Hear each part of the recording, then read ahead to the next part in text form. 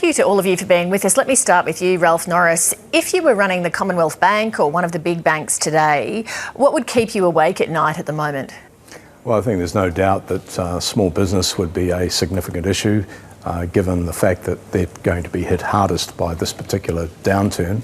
And so I'd be concerned about whether or not those businesses had strong enough balance sheets and cash flows in order to survive over the next month or two. And certainly that would probably be a critical issue from my perspective. Alan, there seems to be panic in a few quarters, from people in the supermarkets to investors in the share market. Once that kind of panic starts, can it be put back in the box? Well, I think the only way it can be put back in the box, it seems to me, is by controlling the virus and by obviously controlling it. That's what China's done. I mean, they basically shut down the economy in China, but they are getting on top of the virus, it would seem. Italy's done the same thing by quarantining the whole country.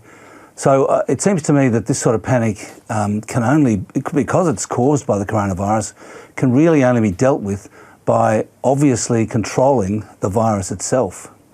Laura Tingle, after almost 3 decades of growth in Australia, it would be any government's worst political nightmare to be the ones in charge when a recession hits.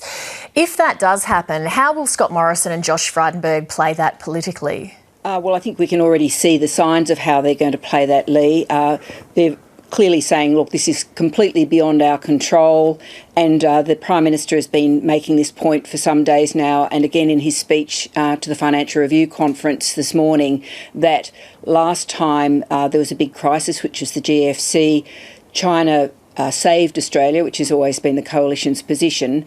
This time round, it's actually the cause of the problem. So it's basically putting out its alibi pretty early. But I think in the immediate term, though, it's really trying to make sure that it looks like it knows what it's going to be doing in response to this in terms of the package it produces in the next couple of days. The Morrison government was trumpeting their phantom surplus back in black before it was delivered. I know that the political journalists and commentators are interested in that, but do you think out there in the broader public people are that bothered by the deficit or surplus question? No, they just want the government to do something to help and to have some sense of control. I mean, as Alan says, you're not going to stop the panic unless people have some sort of sense of what the scale of the virus is and how it's going to be contained.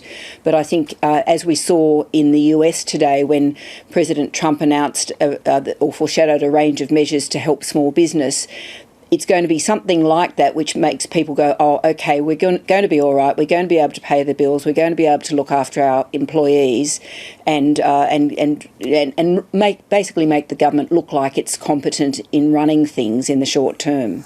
Ralph Norris, do you think we're heading for a global recession, and do you think that Australia can do much to avoid recession at this point?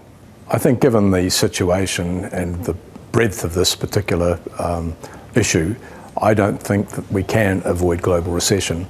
It's a matter of how long it's going to last, and I think that Australia has obviously been very well placed over the last nearly 30 years of not having experienced a recession. And just to remember that it's 2 quarters back to back of a reduction in economic growth. At this point, it looks as though that may well be the case, but it's not yet a given.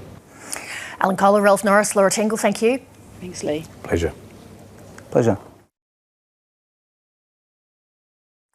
Hi, I'm Leigh Sales. Thanks for watching this story. If you'd like to watch more of 7:30's stories, they are on the left of your screen. And tap on the button below to subscribe and get the latest from ABC News.